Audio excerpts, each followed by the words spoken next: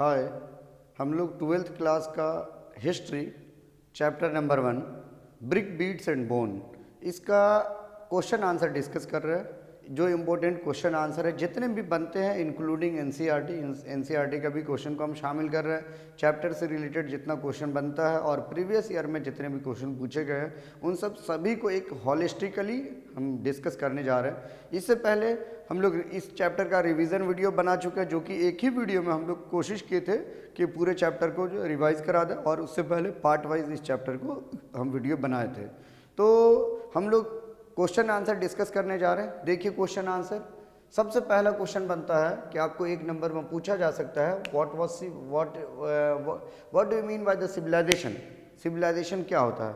तो हम आपको बता देते हैं, सिविलाइजेशन कहा जाता है एक ग्रुप ऑफ पीपल जो किसी एक जगह पर रह रहे हैं और उन लोगों का अपना लैंग्वेज, कल्चर, रहन सहन, तौर तरीका है जो कि दूसरे से अलग है और यूनिक है। मतलब तौर तरीके से ज़िंदगी जी रहा, उसके पास अपना खुद का लैंग्वेज है, वो कम्युनिकेट कर रहा है, तो इस तरीके से वो सिविलाइज्ड है। तो सिविलाइजेशन उस ग्रुप ऑफ पीपल को कहते हैं जो किसी एक पर्टिकुलर रीजन में रहते हैं और उनका अपना खुद का तौर तरीका होता है, वे ऑफ लिविंग होता है और अपनी लैंग्वेज होती है जिससे वो कम्युनिकेट करते हैं, लिखना पढ़ना जानते हैं। उन ग्रुप ऑफ पीपल को हम सिविलाइज कहते हैं या सिविलाइजेशन कहते हैं। तो ये देखिए, तो सिविलाइजेशन हो गया। आगे क्या है? Write down the story of the discovery of the Indus Valley civilisation.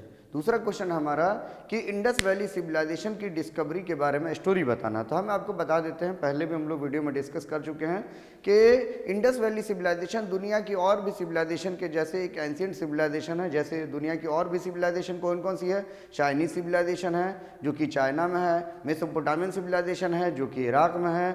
आप लोग 11th में पढ़े होंगे, यूफ्रेट और टिग्रिस नदी के बीच यूरोप में, इराक में मेसोपोटामियन सिविलाइजेशन थी, बहुत काफ़ी पहले बसी हुई थी। इसके बाद इजिप्टियन सिविलाइजेशन है। तो 1920 से पहले पूरी दुनिया में यही मानी जाती थी कि 3 ही सिविलाइजेशन थी जो कि एंशिएंट सिविलाइजेशन के तौर पर मानी जाती थी। वो 3 कौन कौन सी थी? तो इजिप्टियन सिविलाइजेशन जो कि नाइल रिवर के किनारे थी, मेसोपोटामियन सिविलाइजेशन जो कि यूफ्रेट और tigris river present day Iraq में थी, और चाइनीज सिविलाइजेशन जो कि चाइना में थी। लेकिन 1920s में जो है एक नए सिविलाइजेशन का जो है वो डिस्कवरी हुआ। वो सिविलाइजेशन था इंडस वैली सिविलाइजेशन या हड़प्पन सिविलाइजेशन।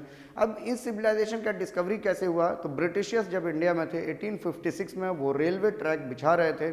जब वो रेलवे ट्रैक बिछा रहे थे, रेलवे इंडिया में इंट्रोड्यूस किए, तो रेलवे के लिए ट्रैक जो है वो ले डाउन कर रहे थे। तो उस जो है ज़मीन को, रेलवे ट्रैक बिछाने के लिए कुछ लेबर्स, मजदूर जो है ज़मीन को लेबल्स कर रहे थे। जो पाकिस्तान का अभी पंजाब वाला प्रोविंस है उन सब जगहों पर है, तो उन मजदूरों को कुछ ऐसे मटेरियल्स मिले, कुछ मोहरें वगैरह सब मिला, कुछ ऐसे सामान मिले ज़मीन बराबर करते वक्त खुदाई के दौरान, कि उनको ऐसा लगा कि ये तो एकदम अजीब है और ये यूनिक है और कहीं ना कहीं ये हिस्टोरिकल इम्पोर्टेंस रखता है। तो एएसआई को दे दिया गया। एएसआई की टीम वहाँ पहुँची और फिर जो है वो 1856 में तो वो पहले थी, बाद में फिर 1920s में भी उन सब जगहों पर एक्सकैवेशन के दौरान सामान सब मिला, और उस सामान को जब एएसआई एक्सकैवेशन की तो उन सब सामान को जब इन्वेस्टिगेट किया गया तो ये पाया गया कि एंशिएंट में काफ़ी साल पहले, अभी से 4-4.5 हज़ार साल पहले वहाँ पर एक सिविलाइजेशन बसा हुआ करती थी, एक आबादी रहती थी, बस्ती रहा करती थी, जिसका अपना खुद का तौर तरीका, language, way of living style जिसको कहते हैं, ये सब एकदम अलग था। बाद में और भी बड़े पैमाने पर सिविलाइजेशन हुआ, डिस्कवरी हुआ, तो और भी सिविलाइजेशन सबका जो है वो पता चला। सबसे पहली जो जगह थी वो हड़प्पा थी, और जो है ना, जो कि रावी नदी के किनारे थी, पाकिस्तान के पंजाब प्रोविंस में, डिस्ट्रिक्ट लड़कन में ये जो है डिस्कवरी हुआ था 1921 में। और इसके जो है डिस्कवरी के पीछे नाम आता है दयाराम सहनी का, जो कि एएसआई के ऑफिसर हुआ करते थे। और फिर जो है 1922 में एक और सिविलाइजेशन, एक और आबादी, उसी सिविलाइजेशन का एक और आबादी सेटलमेंट नज़र आता है जिसको कहा जाता है मोहनजोदड़ो। वो भी पाकिस्तान के पंजाब प्रोविंस में ही या पाकिस्तान में ही है, जो कि इंडस नदी के किनारे हुआ करता था, और जो कि इंडस सिविलाइजेशन का सबसे बड़ा आबादी, सबसे बड़ा सेटलमेंट, सबसे बड़ा साइट्स था।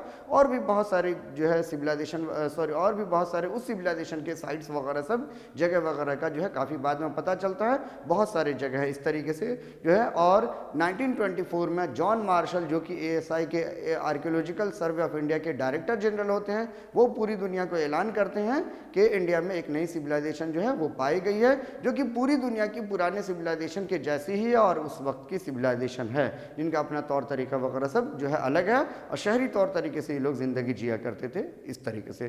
तो आपको अगर लिखना हो तो आपको ऐसे बताना है कि 1920s तक जो है इंडस वैली 1920s तक जो है ऐसा माना जाता था कि पूरी दुनिया में 3 ही एंशिएंट सिविलाइजेशन है, चाइनीज सिविलाइजेशन, इजिप्टियन सिविलाइजेशन और जो है मेसोपोटामियन सिविलाइजेशन।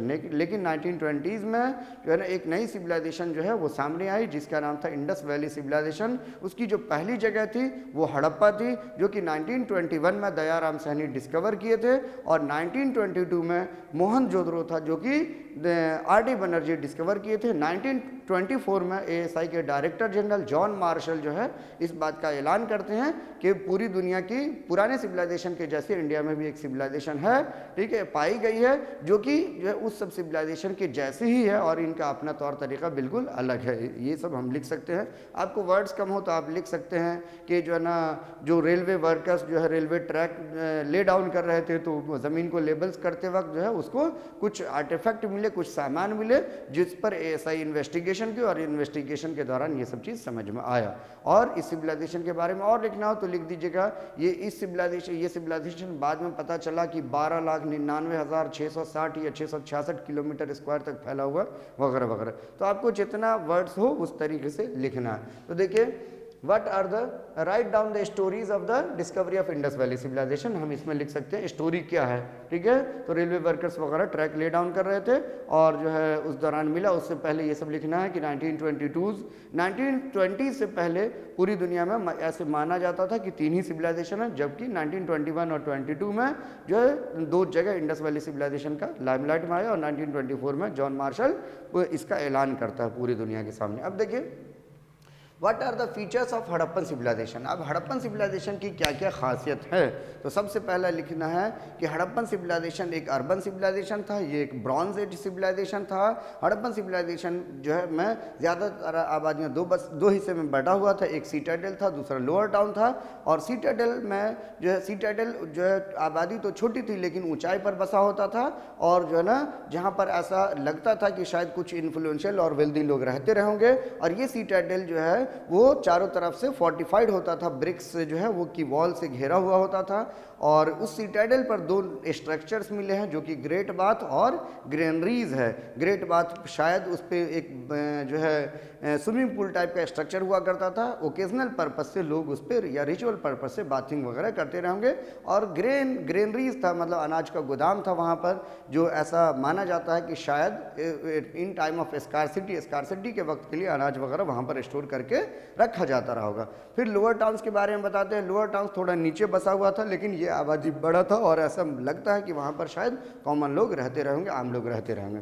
इसके बाद हम और देखते हैं, इसकी खासियत में देखते हैं कि जो है इनकी हड़प्पन सिविलाइजेशन में जो ज़्यादातर जो जगह देखा गया है उन सब जगहों पर जो रोड्स जो है वो सीधे सीधे हैं, चौड़े चौड़े हैं। ये सब रोड्स एक दूसरे को राइट एंगल पर काटते हैं। वेल प्लान्ड रोड है, वेल प्लान्ड ड्रेनेज सिस्टम है। इसके अलावा इनकी हाउसिंग भी जो है वो वेल प्लान्ड है। ड्रेनेज सिस्टम मतलब इनका वेल प्लान ड्रेनेज सिस्टम है। ड्रेनेज वगैरह ब्रिक लेयर से कवर किया गया है। हर एक घर की ड्रेन जो है वो गली की ड्रेन से मिलती है और गली की ड्रेन जो है वो जो गंदे पानी को या सीवेज को जो है आबादी से बाहर ले जाती है। ये सब चीज़ इन सब जगहों पर बहुत सारी मोहरें वगैरह सब मिली है, बहुत सारे वेट एंड मेजर्स वगैरह सब मिले हैं। इसके अलावा इनकी जो बिल्डिंग्स है वो बिल्डिंग स्ट्रक्चर में ऐसा देखा गया कि हर एक घर में ऑलमोस्ट जो कुएँ हैं, हर एक घर में अपना खुद का बाथरूम है, ये सब चीज़, और पानी का इंतज़ाम है। ये सब जो बहुत सारी खासियत है उन सब चीज़ों को हम लोग लिख सकते हैं। तो what are the features of Harappan civilisation. Features में ये सब लिखना है कि ये एक अर्बन सिविलाइजेशन था, ये एक ब्रॉन्ज एज सिविलाइजेशन था। ब्रॉन्ज का बड़े पैमाने पर इस्तेमाल किया गया। यहाँ की आबादी 2 पार्ट में बटी हुई थी, सीटाडेल और लोअर टाउन। सीटाडेल की खासियत लिखनी है जो बताए थे, लोअर टाउन की खासियत लिखनी है। इसके बाद इनके रोड्स के बारे में जिक्र करना है। इनके यहाँ जो रोड्स था वो सीधे सीधे रोड होते थे, चौड़े चौड़े रोड होते थे, सभी रोड एक दूसरे को राइट एंगल पर काटा करते थे। इनके बिल्डिंग जो कंस्ट्रक्शन है उसका भी डिज़ाइन यूनिक था।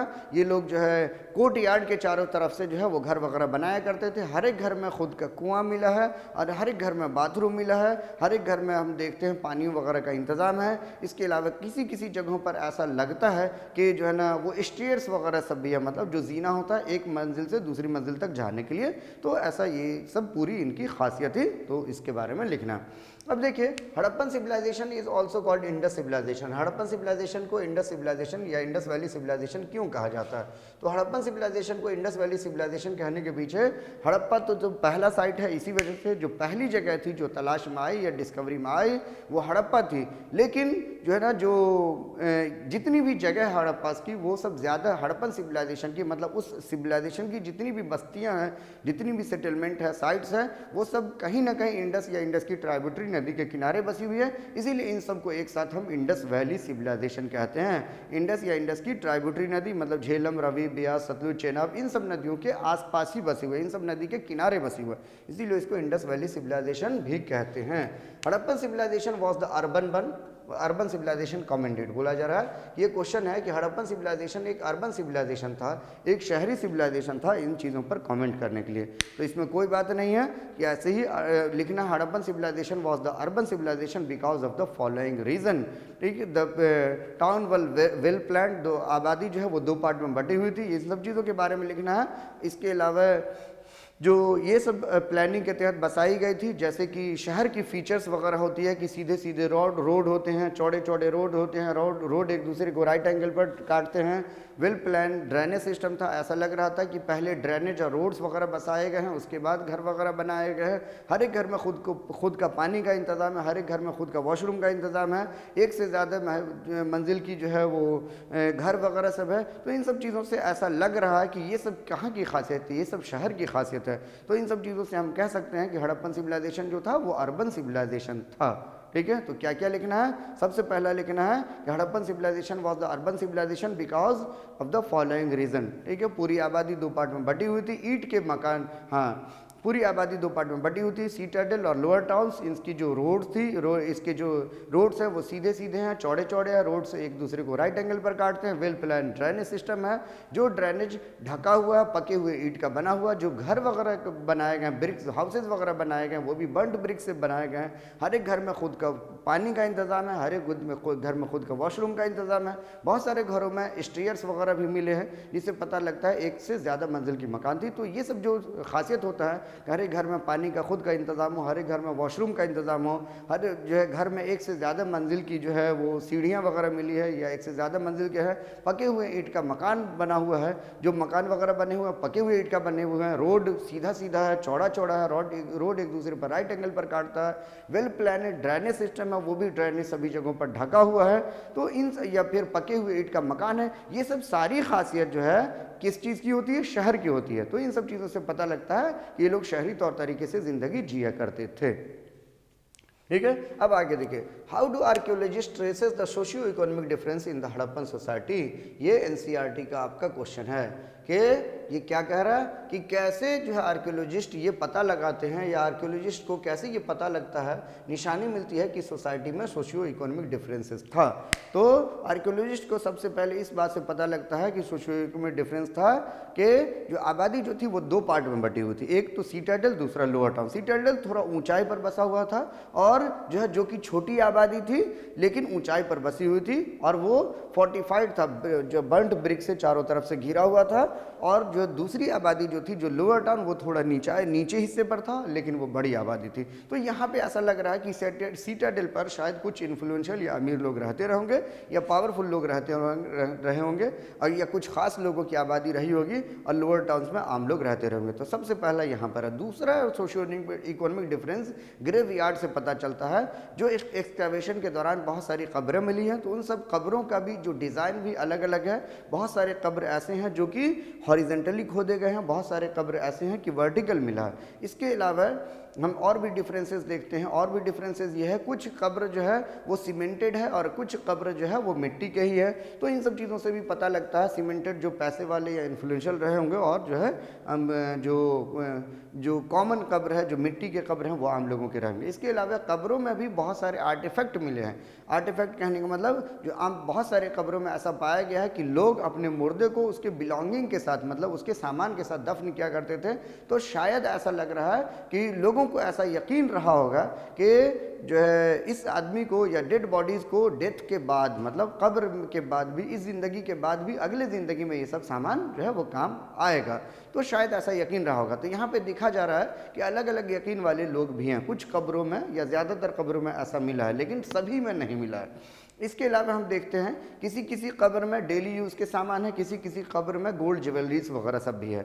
तो जो अमीर लोग रहे होंगे उनके कब्र में गोल्ड ज्वेलरीज वगैरह में रहा होगा, और किसी किसी कब्र में जो डेली यूज़ का जो सामान है वही रहा होगा। इसके अलावा एक्सकैवेशन के दौरान जो आर्टिफैक्ट मिले हैं, जो सामान मिले हैं, उसको भी आर्कियोलॉजिस्ट दो ग्रुप में बांटता है। एक वो सब सामान है जो कॉमन यूज़ की सामान है, जो सभी की ज़रूरत का रहा होगा और वो सभी जगह पाया गया था, ठीक है, तो उसको कहते हैं कि डेली यूज़ का सामान है वो। और दूसरा कुछ जो महंगे सामान या कीमती सामान मिले हैं जो कि कुछ ही जगहों पर पाए गए हैं, तो शायद वो सब सामान अमीर लोग यूज़ करते रहेंगे। तो इन सब चीज़ों से पता लगता है कि वहाँ पर सोशियो इकोनॉमिक डिफरेंसेस था। सबसे पहला सिटाडेल और लोअर टाउन, दूसरा था बरियल्स की स्टडी में, बरियल्स के डिज़ाइन को लेकर के, बरियल्स के जो है स्ट्रक्चर को लेकर के, बरियल्स जो मिट्टी का होता था या पका हुआ होता था, बरियल्स में जो सामान मिले हैं डेली यूज़ के और एक्सपेंसिव सामान। और फिर हम देखते हैं कि जो पूरे एक्सकैवेशन के दौरान और भी अलग अलग जगहों से जो सामान मिले हैं उसको आर्कियोलॉजिस्ट दो ग्रुप में बांटता है, एक डेली यूज़ का सामान, दूसरा लग्जरी का सामान। तो डेली यूज़ का सामान सभी जगह मिला और एक्सपेंसिव सामान किसी किसी जगहों पर ही मिला है। तो ऐसा पता लगता है कि शायद अमीर लोग ये एक्सपेंसिव सामान इस्तेमाल करते रहेंगे और डेली यूज़ का सामान तो सभी इस्तेमाल करते रहेंगे। तो इन सब चीज़ों से सोशियो इकोनॉमिक डिफरेंस का पता लगता है। अगला है, how do we agreed that the drainage system in the Harappa sites cities indicate the town planning, give your answer, give your reason for your answer. बोला जा रहा है, ये भी एनसीईआरटी का सवाल है। कहा जा रहा है कि how would you agree that, आप कैसे इस बात को मानते हैं या कैसे राजी होते हैं कि drainage system in the Harappan cities indicate the town planning, मतलब जो ड्रेनेज सिस्टम से पता लगता है कि वहाँ पर शहर जो है वो प्लानिंग के तहत बसाया गया रहा होगा। तो सबसे पहले आपको ऐसे लिखना है कि हड़प्पन सिविलाइजेशन एक अर्बन सिविलाइजेशन था, जैसा कि ये आंसर हम लोग लिखे थे कि ये अर्बन वाले, तो ऐसे ही लिखना है कि हड़प्पन सिविलाइजेशन एक अर्बन सिविलाइजेशन था। वहाँ पर टाउन प्लानिंग जो देखा गया है वो बहुत ही यूनिक था, मतलब ऐसा लग रहा था कि पहले जो है रोड के लिए जगह छोड़े गए हैं, ड्रेनेज के लिए जगह छोड़े गए हैं, उसके बाद ही लोग घर वहाँ पर बनाया, क्योंकि इन लोगों के रोड जो है वो रोड सीधे थे और चौड़े चौड़े रोड थे, एक दूसरे को राइट एंगल पर काटते थे। ड्रेनेज भी वेल प्लान्ड है, ठीक है, हर एक जगह पर ड्रेनेज है, ड्रेनेज भी पके हुए ईंट का बना हुआ, ड्रेनेज जो है वेल मतलब ब्रिक्स से वो जो है ढका हुआ है, लोग साफ सफाई का इंतजाम करते रहेंगे। हर एक घर का ड्रेनेज गली के ड्रेनेज से मिलता है और वो ड्रेनेज शहर के पानियों को बाहर ले जाता है। इसके अलावा जो रेन वाटर का अलग से ड्रेनेज हुआ करता था, हर एक घर में वॉशरूम था वॉशरूम वगैरह सब था, उसका ड्रेनेज जो है वो गली के ड्रेनेज से जाकर के मिलता था। तो अगर हम इसके सिटीज़ को और जो है और ड्रेनेज सिस्टम को डिस्कस करते हैं तो ये आंसर हमारा कंप्लीट हो सकता है। इसके अलावा हम ऐसे भी कह सकते हैं, इसको एक पॉइंट और भी लिख सकते हैं, इन लोगों का जो रोड था वो ग्रिड पैटर्न पर बना जो है कटता था, जिस वजह से आबादी एक रेक्टेंगुलर पैटर्न में बसा हुआ था। रेक्टेंगुलर पैटर्न में बसने का मतलब यह है कि जैसे ये रोड है और ये रोड है, ऐसा मान लीजिए, वैसे ही ये रोड ऐसे भी आकर के कटा है, फिर ये रोड ऐसे भी जा कर के कटा है, इस तरीके से ऐसे। तो हम ये क्या देख रहे हैं, ये जो आबादी है ये किस तरीके से बस गई है, रेक्टेंगुलर बस गई है, ठीक है, इस तरीके से आबादी।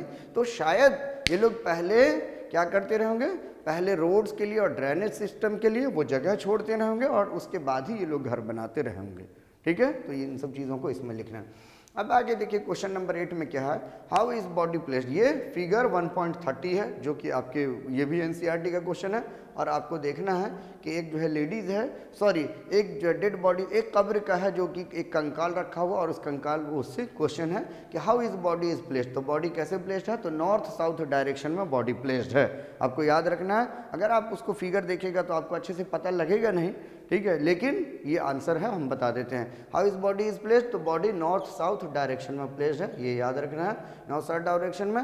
What were the object placed near it, बोला जा रहा है कि ऑब्जेक्ट्स जो है वो कौन कौन से सामान वहाँ पर प्लेस्ड है।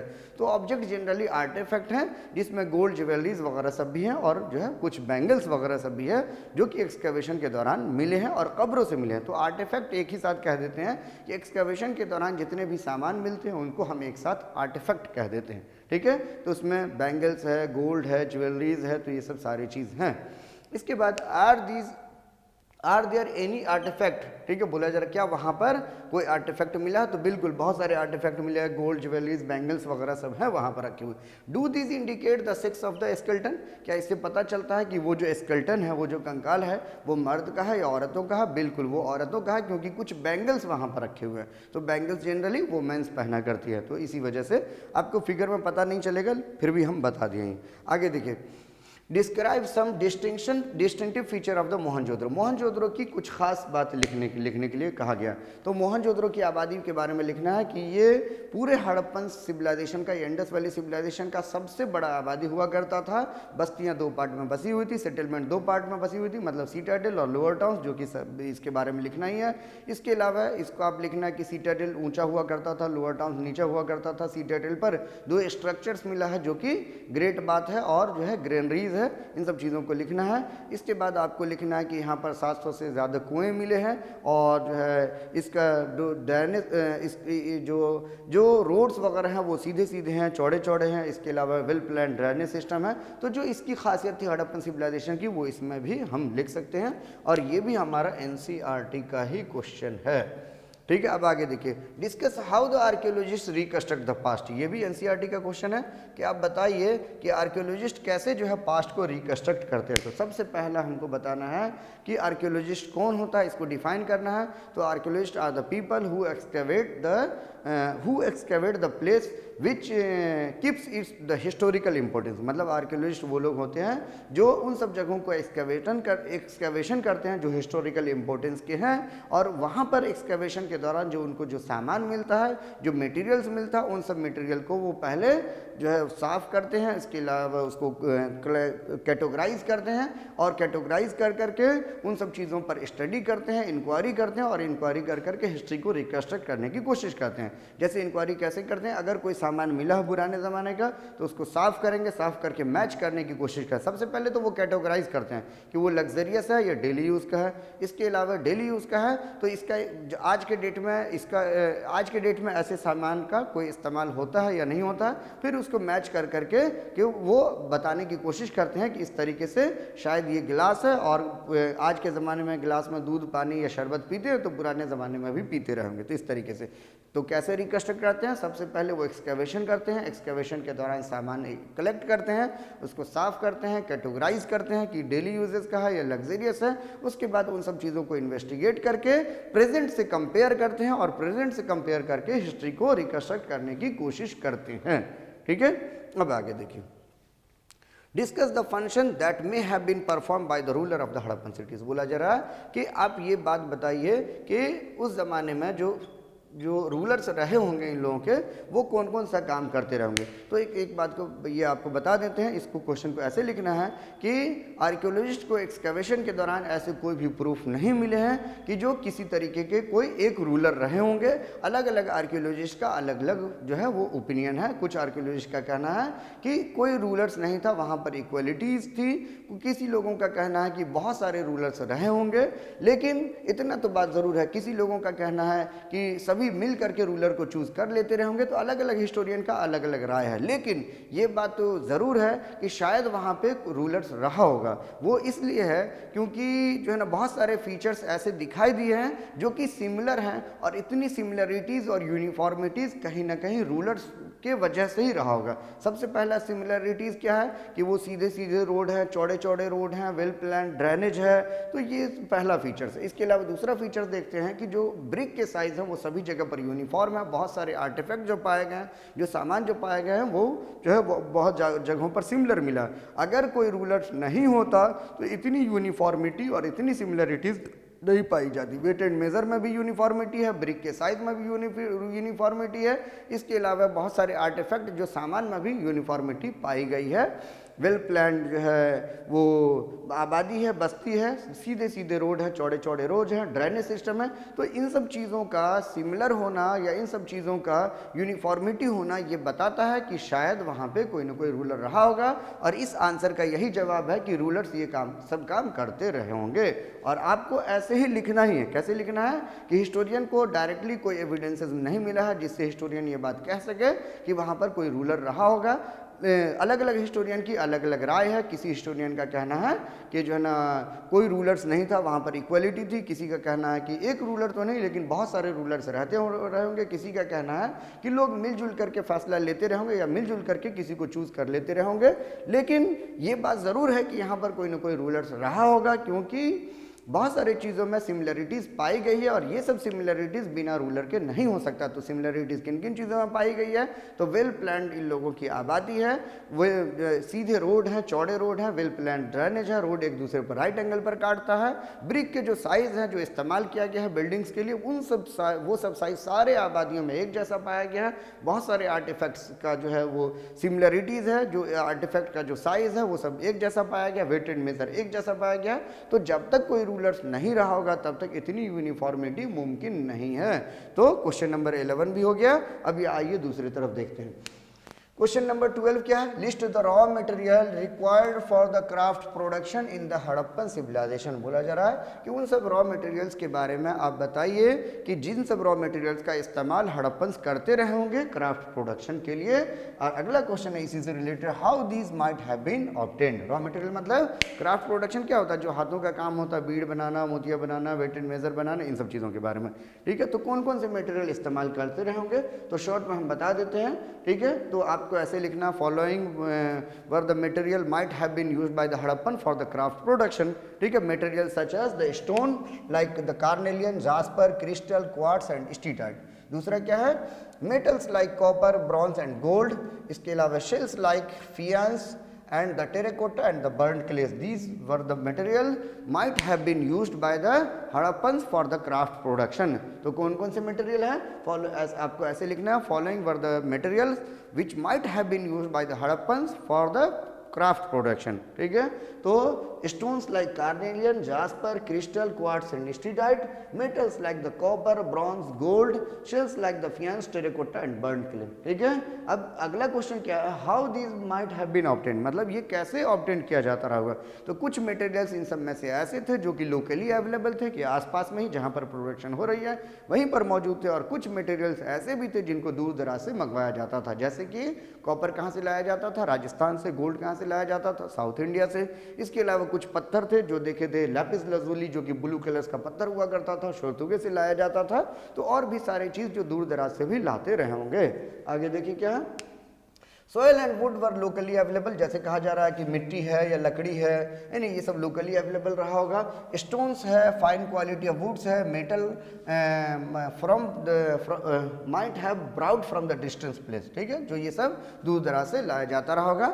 आप ये सब लिख सकते हैं। Copper was brought from the Rajasthan, Khetri mine, gold might have been brought from the South India, and lapis lazuli कहाँ से लाया जाता था? शोरतुगे, जो कि उन सब जगहों से लाया जाता था, जो कि अफगानिस्तान में। अब आगे देखिए, what were the sources of subsistence of the Harappans people. ये हमारा नेक्स्ट क्वेश्चन है, क्वेश्चन नंबर 13, कि हड़प्पन्स लोगों का सब्सिस्टेंस का जरिया क्या था? सब्सिस्टेंस कहा जाता है रोजी रोटी, मतलब जिंदगी गुजारने का जरिया क्या था। तो क्या करते थे ये लोग जिंदगी गुजारने के लिए? तो हड़प्पन्स लोग जिंदगी गुजारने के लिए 3 चीज़ किया करते थे। सबसे पहला, ये लोग खेती बाड़ी क्या करते थे, जिसमें वीट जो है, इसके अलावा ज्वार, बाजरा, ये सब जो है ग्रो किया करते थे।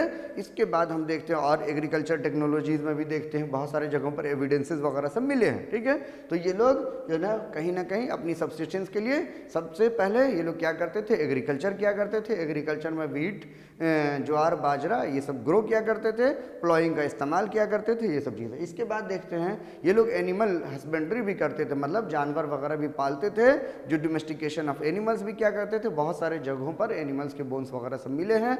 हंटिंग्स वगैरह भी किया करते थे, और भी जो है ये लोग फिशिंग और हंटिंग भी किया करते थे। तो ये सब इन लोगों का सबसिस्टेंस का जरिया था। तो सबसे पहला क्या है, एग्रीकल्चर। इसके अलावा क्या है, एग्रीकल्चर के अलावा दूसरा है एनिमल हस्बेंड्री, और तीसरा है फिशिंग एंड हंटिंग। ये लोग क्या करते थे, और ट्रेड वगैरह भी ये लोग क्या करते थे। तो इन लोगों का ट्रेड इंटरनल और एक्सटर्नल दोनों था। इंटरनल मीन्स अपने कंट्री के अंदर अंदर, जो कि ब्लॉक कार्ड्स का इस्तेमाल किया करते थे, और जो है ट्रेड्स वगैरह ये लोग जो है फॉरेन ट्रेड, जिसको ओवरसीज ट्रेड कहते हैं, वो भी क्या करते थे, जो कि इन लोगों का मेसोपोटामियन सिविलाइजेशन से कॉन्टैक्ट था। जो मेसोपोटामियंस के स्क्रिप्ट, जो वहाँ के जो लिटरेचर है वहाँ पर पाया गया।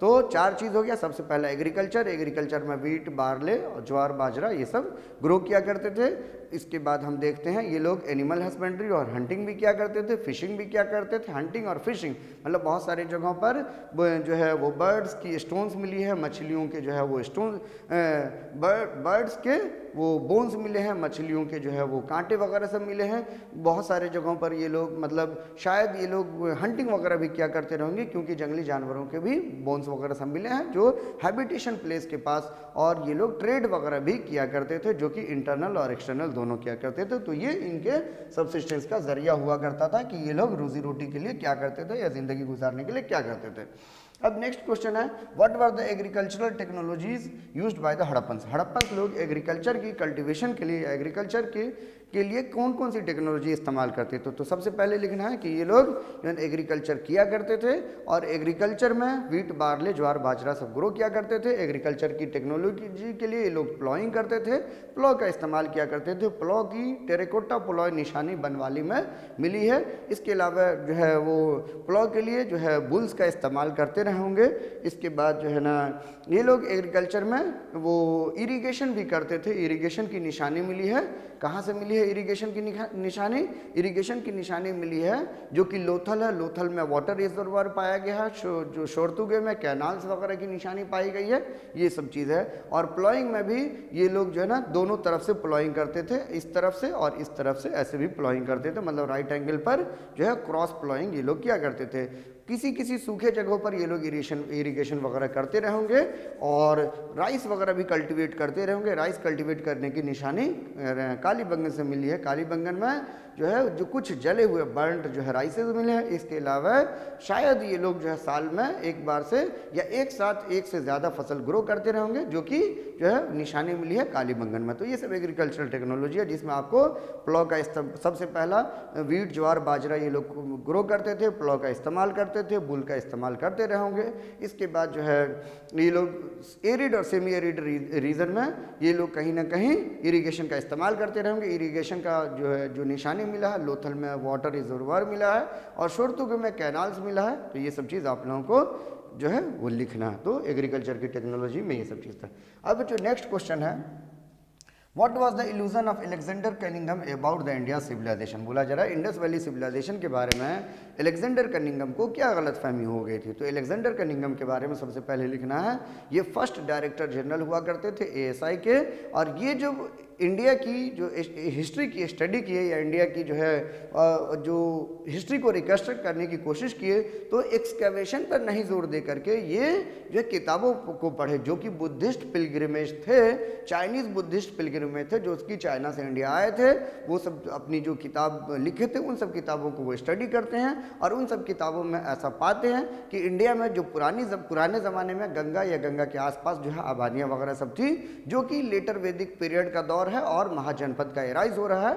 और अलेक्जेंडर कनिंघम ये बात कह देते हैं कि इंडिया में इससे पहले कोई आबादी नहीं बसा करती थी, जबकि उस अलेक्जेंडर कनिंघम के जो है डायरेक्टर जनरल रहने के दौर में हड़प्पन्स की कुछ मोहरें वगैरह सब मिली थी। उन सब मोहरों को ये नज़रअंदाज कर देते हैं, और हड़प्पन सिविलाइजेशन के इंपॉर्टेंस को जो वो नज़रअंदाज कर देते हैं। ठीक है, तो ये अलेक्जेंडर कनिंघम की जो है वो गलती थी, ये याद रखना। क्या गलती थी? सबसे पहले अलेक्जेंडर कनिंघम के बारे में बताना है। ये एक डायरेक्टर जनरल हुआ, फर्स्ट डायरेक्टर जनरल हुआ करते थे एएसआई के, और ये इंडियन हिस्ट्री को पढ़ने की या समझने की कोशिश करते हैं एक्सकैवेशन से नहीं, आर्कियोलॉजिकल सोर्सेज से नहीं, लिटरेरी सोर्सेज से।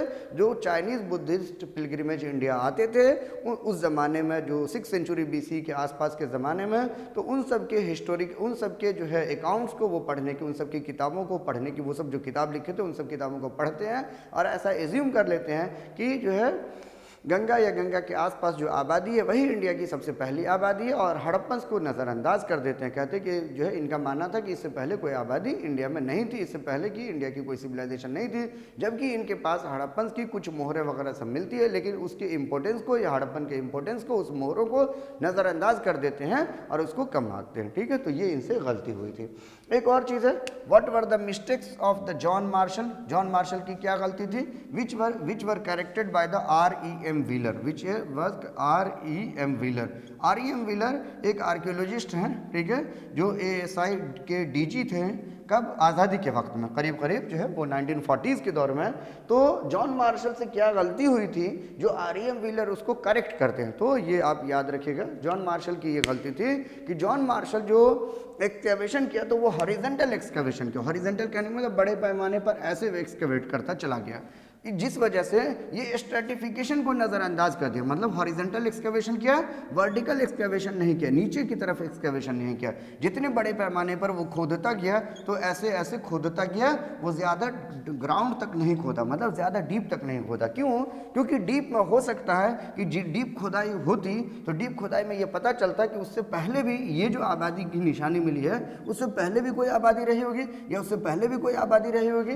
तो जॉन मार्शल हॉरिजॉन्टल एक्सकैवेशन किया और जितने भी सामान सब मिले, ठीक है, उसको एक ग्रुप में कर दिया और उस पर स्टडी कर लिया। लेकिन वो ये नहीं देखा कि हो सकता है, ठीक है, ये स्ट्रेटिफिकेशन भी रहा हो। ठीक है, क्योंकि ऐसा होता है कि हम जब भी नेक्स्ट बार घर बनाते हैं या आबादी बसाते हैं तो कुछ भर करके बसाते हैं। तो सबसे ऊपर सबसे पहले बसा हुआ, उसके बाद बसा हुआ जो सबसे पुरानी आबादी होगी वो सबसे नीचे मिलेगी। तो ये जो एक्सकैवेशन हॉरिजॉन्टली कर दिया और सभी सामान को वो ग्रुप कर लिया, स्ट्रेटिफिकेशन को वो नज़रअंदाज कर दिया कि इसके पहले भी आबादी रही होगी।